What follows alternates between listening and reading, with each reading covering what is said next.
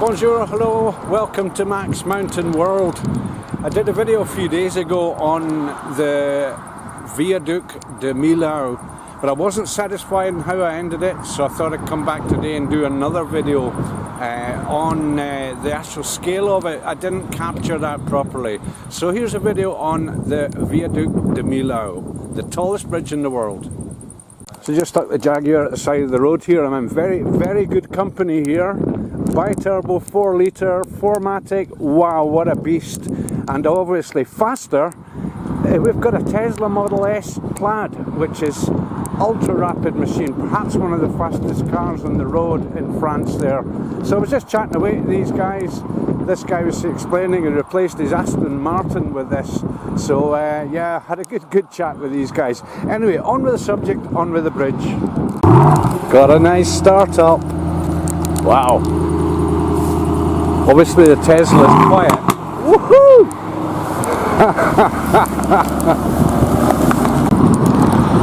You just watch it take off.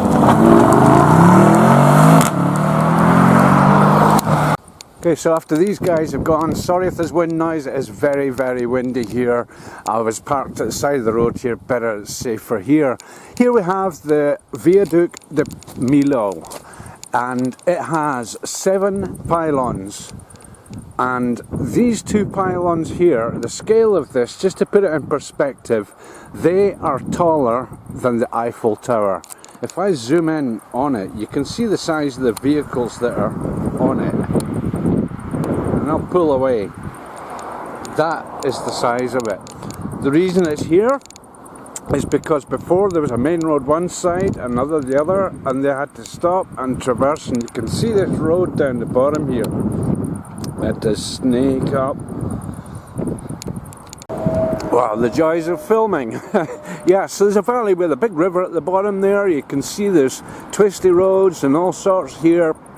And what you had to do before was snake all the way down, go to a bottleneck in the village of, or the town of Millau, and then you had to go snaking away back up the other side. That was always a choke point.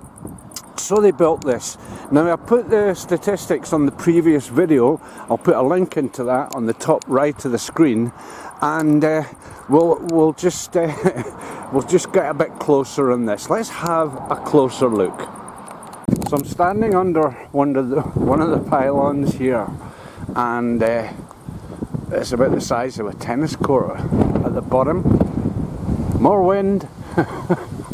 And just how high it goes. We got a bird up there flying around, and yeah, a beautiful view over the valley below, and it's these 2 pylons that are the tallest here that I just explained. So yeah, this is the tourist spot apparently. So just the other side, I was just there just now, and you can see the scale of this. It's 1.5 miles long, this fella, and I put all the statistics yesterday on, well not yesterday, on the last video, on the first video. Over the other side here is where I was, up at the tourist centre, the Millau Viaduct centre up there, which explained absolutely everything, and absolutely fantastic and impressive displays and things inside, videos, all sorts of stuff. You can even buy tourist stuff, and I bought a Millau Bridge coin. Quite lucky with the weather, but it is kind of windy, but it's kind of windy everywhere here at the moment. It's a windy place. That's another reason why there's a lot of statistics on here to explain. And also, I said in the first video that there would be, I'll put up a video that I saw on YouTube that explains absolutely everything on the construction on this. It was absolutely immense and impressive. And down below here you can see the side of the town of Millau just ahead of us here, and that's the one that used to get choked up all over the place. Really, people were taking 2 hours just to come across the valley. Now it takes 2 minutes. Another quick look at the pylon here and the passing weather. one thing that's not so well known about this is that sometimes you get a different weather system up there than you do down here.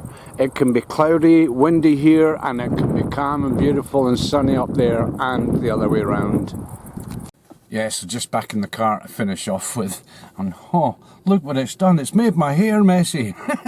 Anyway, yeah, I'm going to finish off the video of this. I'm going to drive it, which I tried to do in the first video, and I kind of sort of managed.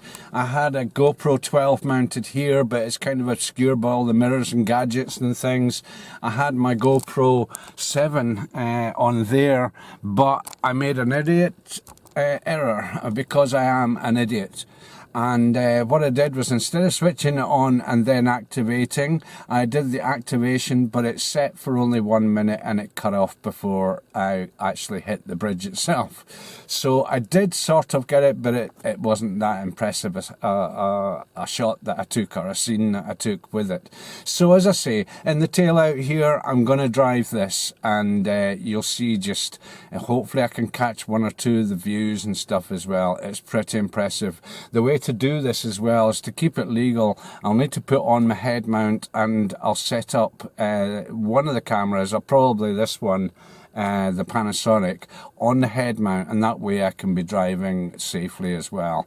Okay, so onward with the drive. Thanks for watching. Fuel stop in another interesting vehicle. Bonjour. C'est quoi? C'est quel type? Ah, ok. C'est joli.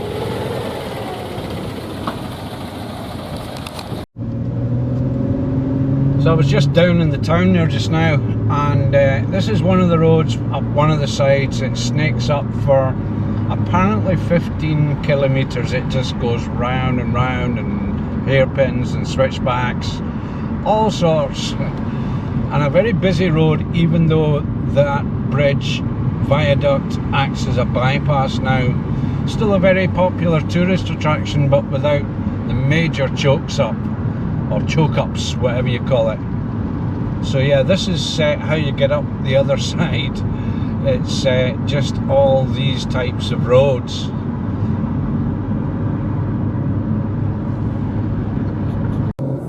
Just around the next corner, there's I spotted some demoiselle coiffées. We've got some of these near me in Les-Orres. Just, you can see the cliffs straight ahead, and just to the right, the formation of the demoiselles. Very impressive, and I'll carry on and on and on up. So we're talking about 22 kilometres of switchbacks and bends and climbs and drops and all sorts of stuff like that. And what the bridge does is that reduces the trip to 1.5 miles to 2.5 kilometres.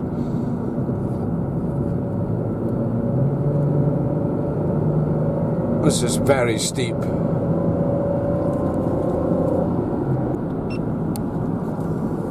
And this is it. The most astonishing views. There's Millau off to the right, and Big Valley off to the left. Speed limit on the motorway leading up to this is 130 in good weather, and it reduces to 110 in all roads in France in bad weather, rainy weather, icy weather, or snowy, whatever. And it's 110 all the time here, but there's roadworks on the go here, so we're limited to 90. But we can still see the size, the scale of this bridge. It just goes on forever. Beautiful piece of kit, beautiful piece of engineering as well.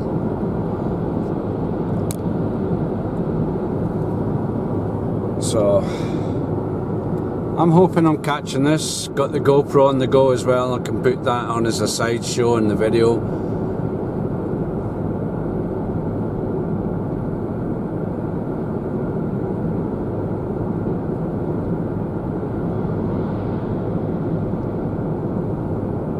Now I'm doing the speed limit.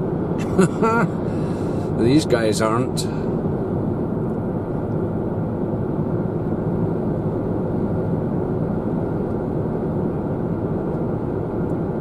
And that's the bridge.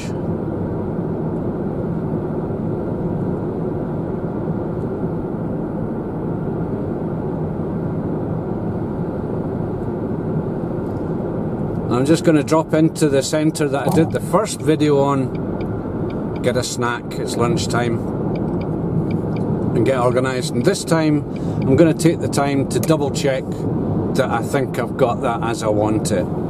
Thanks again for watching.